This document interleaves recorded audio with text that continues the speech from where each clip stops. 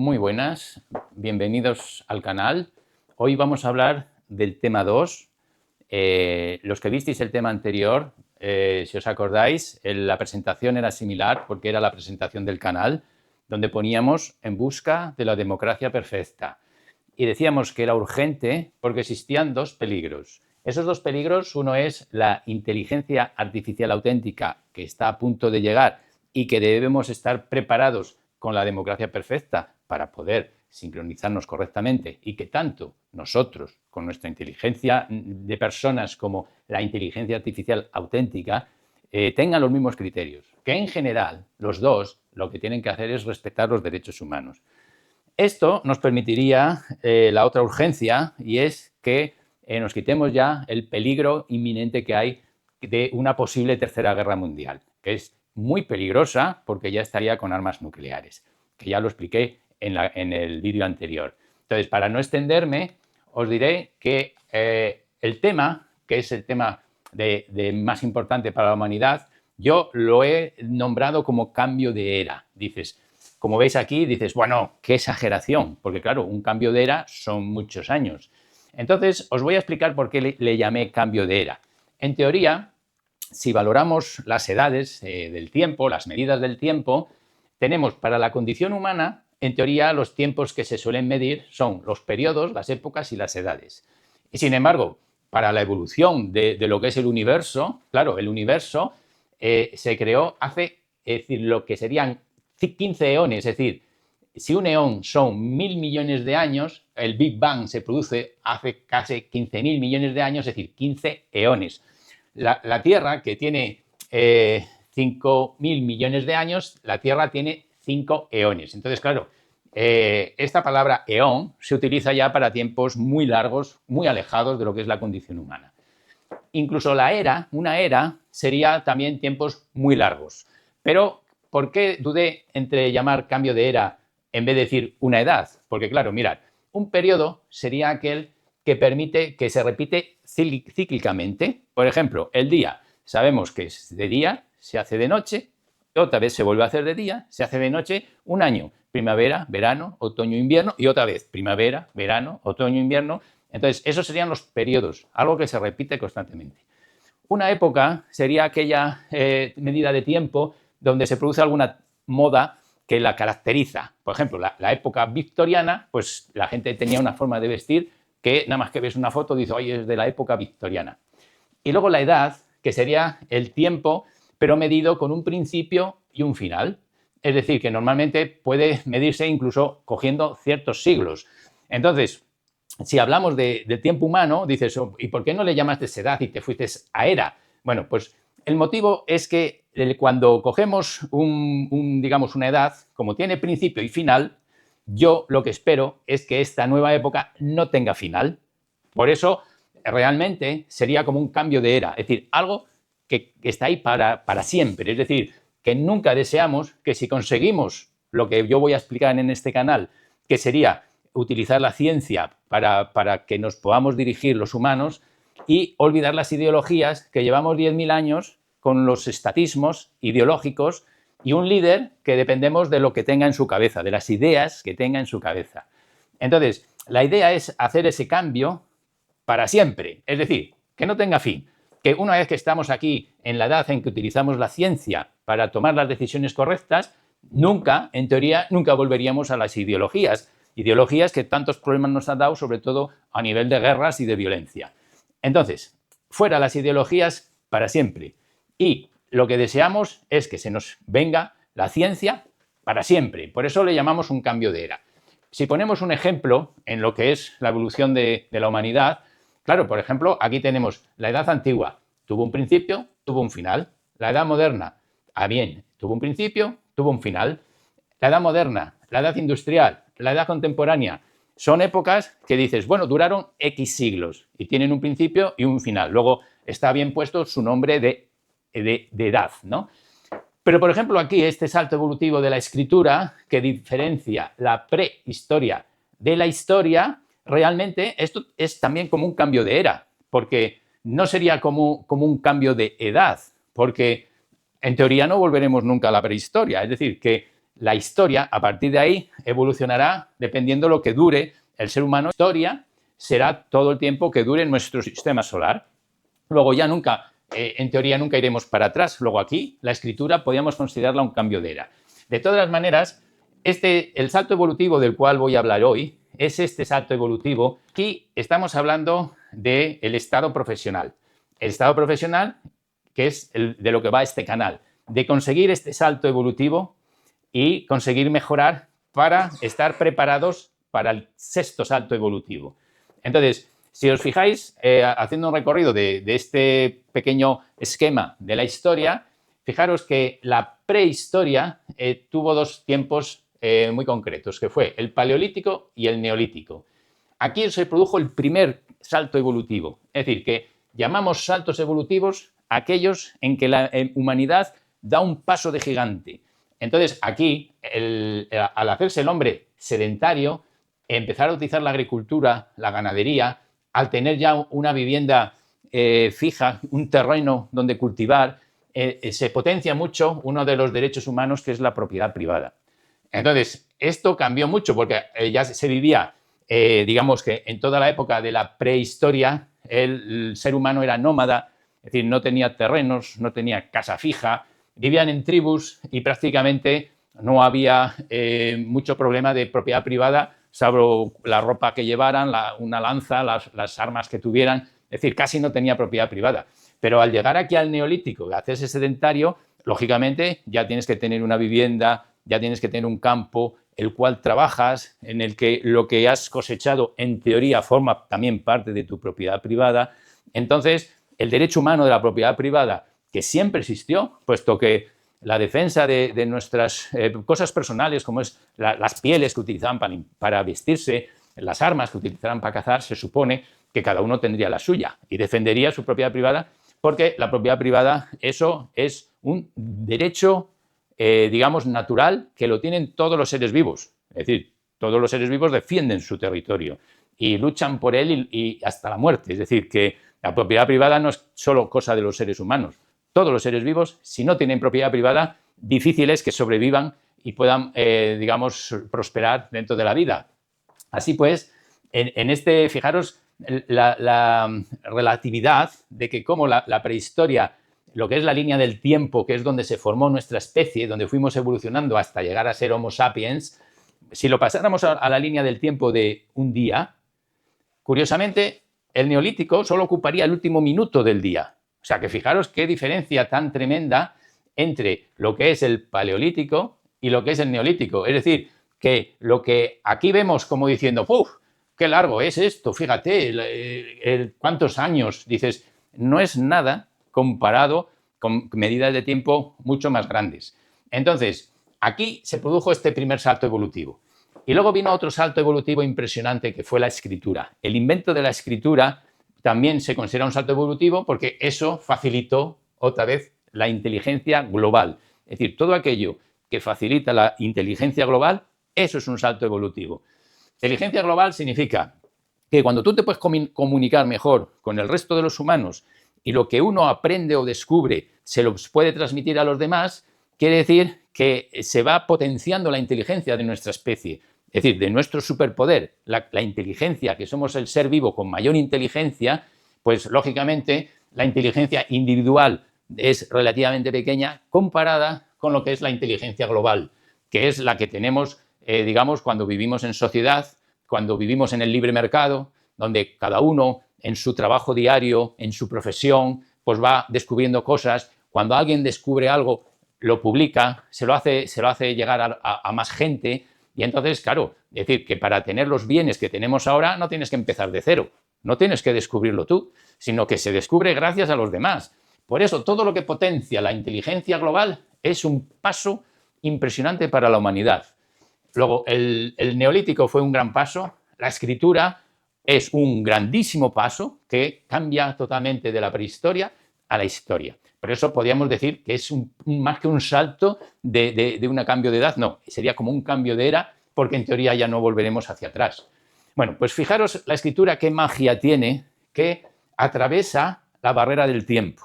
Es decir, tú puedes escribir algo y lo puede leer alguien dentro de 200 años, cosa que, por ejemplo, tú hablas con alguien en la calle y lo que has hablado se desaparece, no queda constancia. Sin embargo, la escritura sí. Por eso podemos leer el Quijote, dices, pero si Cervantes murió hace... Bueno, pues puedes leerlo siglos después de su muerte. Por eso la escritura es un salto impresionante. Pero, ¿qué pasaba con la escritura? Pues que antes de la imprenta apenas había libros. Los libros eran solamente lo que eran los manuscritos, los que escribían los monjes de los monasterios a mano, por eso se llamaban manuscritos, escritos a mano. Y entonces, claro, la mayoría de la población era analfabeta. Es decir, que aunque se había dado un salto evolutivo impresionante, prácticamente existe la época de la preimprenta donde ese salto evolutivo muy poca gente lo podía aprovechar porque no existía el estudio como existe ahora, las universidades, los libros que nos llegan ahora, etc. Entonces, en esta época, prácticamente la gente no aprendía nada más que lo que le enseñaba su entorno más próximo. Llegamos a otro tercer salto evolutivo, que fue el invento de la imprenta. Ahí, lógicamente, empezó a poderse publicar libros a gran escala. Al principio eran los incunables, eran libros muy bien forrados en cuero y tal, que tenía muy poca gente, pero con el tiempo ya la imprenta se generalizó y entonces ya podía llegar libros y conocimientos a mucha gente. De hecho, yo cuando era pequeño solo podíamos estudiar por libros y si querías ver algo tenías que ir a la biblioteca a sacar un libro, pero teníamos este gran salto evolutivo que podías aprender a base de leer libros. Pero la magia nos llegó otra vez con el cuarto salto evolutivo en el que aparece Internet. Entonces tenemos, después de la imprenta, tenemos una época pre-Internet y post-Internet. En esa época pre-Internet, ahí es donde pasó la edad moderna y la edad industrial, y a esto ya le llaman la edad contemporánea.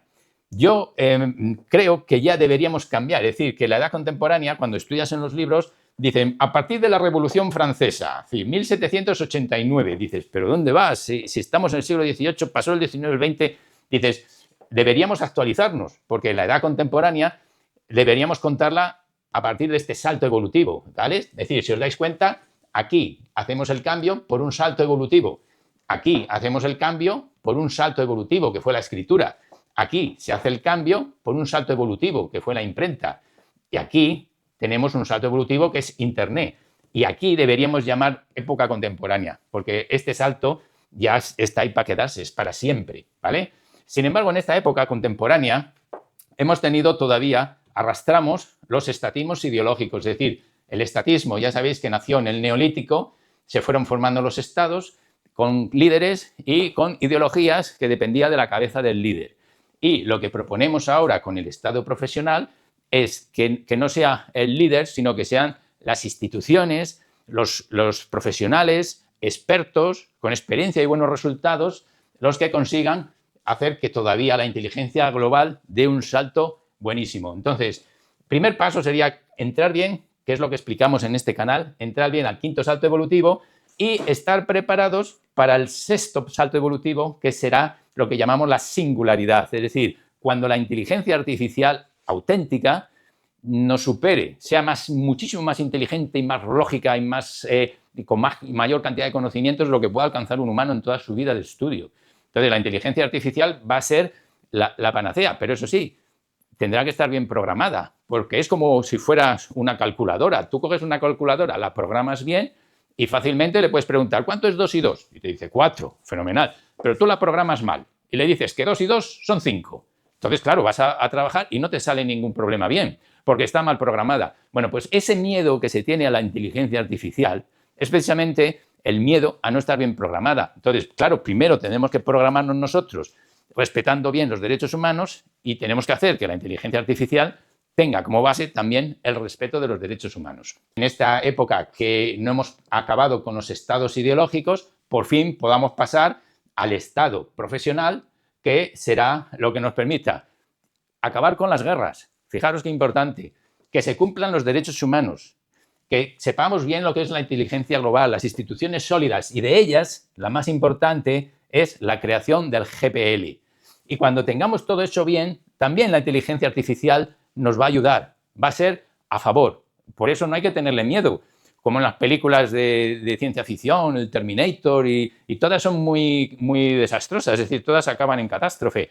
Si lo hacemos bien, sería lo contrario. Sería una ayuda impresionante que, de hecho, todos los que manejáis la inteligencia programática y que utilizáis los distintos programas que existen de inteligencia artificial, que aunque no sea auténtica, vemos esos vídeos también hechos, siempre es porque hay un humano detrás decidiendo lo que se va a hacer con ese programa de inteligencia artificial. Entonces, es inteligencia artificial programática. La de inteligencia artificial auténtica es la que razona por sí sola, toma decisiones por sí sola, sin que ningún humano por detrás esté diciéndole lo que tiene que decir o hacer. ¿De acuerdo?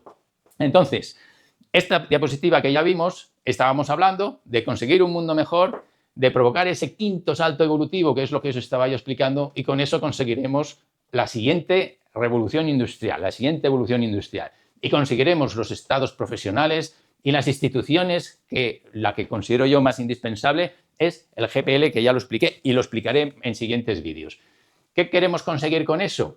Pues que si los estados tenemos algunos que están aquí, otros que están allí, lo que queríamos era llegar a la cima de lo que sería el estado perfecto, profesional, la democracia perfecta, el estado de tamaño adecuado. Entonces, aquí tenemos, por ejemplo, en este esquema, los índices de qué estados van mejor y tenemos que siempre suelen estar en cabeza estados donde hay rentas per cápita muy grandes, donde la sociedad es liberal, donde, bueno, todos estos estados podían perfectamente formar parte del GPL. Y tenemos otros estados que funcionan peor y que están a la cola. Claro, lo que tenemos que hacer es intentar imitar a los estados que lo hacen bien. Entonces, los estados que son con mayor libertad económica son los estados que están aquí. En la democracia liberal son los que están más cerca de alcanzar ese óptimo. Y, sin embargo, los estados que están aquí son aquellos estados que están más lejos de alcanzar ese nivel óptimo. Pero como lo que tenemos que hacer es aprender todos de todos para conseguir ese estado profesional, pues bueno, pues lo que tiene que hacer esta gente es imitar a esos. Y eso lo vemos muy bien. Dices, ¿cómo sabemos cuál está aquí y cuál está aquí? Pues la forma más fiable de verlo es con el voto a través de los pies, votar con los pies. Y nos preguntamos, ¿qué es eso de votar con los pies? Bueno, pues votar con los pies es precisamente la emigración. La emigración quiere decir que la gente emigra de los países no liberales donde hay una peor situación económica, suelen emigrar hacia los países liberales. Es decir, lo que no te encuentras es que alguien se meta una patera en Nueva Zelanda para querer llegar a un país tercermundista. Los que se juegan la vida para llegar allí significa que es porque la situación esta es mala y la situación esta es buena. Y claro, es fácil ir a votar en una democracia, llevar el voto, te arreglas, vas, tomas algo con los amigos, dejas el voto en la urna, dices, bueno, ese voto te ha costado un esfuerzo pequeñito, pero el que sale y se juega la vida para ir a otro país, ese voto tiene mucho más valor porque si no, digamos, no se jugarían la vida si no fuera importante para ellos darse cuenta que aquí tienen un mejor futuro y las cosas funcionan mucho mejor. Bueno, pues ¿qué tendríamos que hacer? Que todos aquí se respeten los derechos humanos, que aquí hay mejor trabajo, hay mejores leyes, hay mejor convivencia, no hay guerras, cosa que aquí tienen más paro, tienen peor renta per cápita, tienen menos desarrollo y entonces, claro, la gente quiere emigrar hacia allí. Por eso la emigración es un voto que tiene mucho valor y encima no es manipulable, porque otros votos se podían manipular un poco con digamos, los políticos cuando hacen demagogia, cuando prometen cosas que luego no cumplen. Aquí es un voto que no tiene manipulación. Si la gente migra, será por algo. Bueno, entonces prepararemos pronto, muchas gracias, prepararemos pronto el siguiente vídeo. Si os ha gustado, darle like. Si queréis ver el siguiente vídeo, suscribiros para que no falte. En el siguiente vídeo voy a hablar de la economía científica. La economía que ha existido hasta ahora era la economía de ideologías. Es decir, hacías una economía, si eres de izquierdas, haces una economía, si eres de derechas, haces otra economía. En cambio, la economía científica sería aquella que no está basada en las ideologías. Hablábamos del siguiente tema urgente, que era evitar la Tercera Guerra Mundial. Bueno, pues en el tema 4, precisamente, lo voy a dedicar a eso. El tema 3 lo voy a dedicar a la economía científica y el tema 4 lo voy a dedicar a cuál sería la solución para conseguir que nunca lleguemos a tener una Tercera Guerra Mundial. Muchas gracias.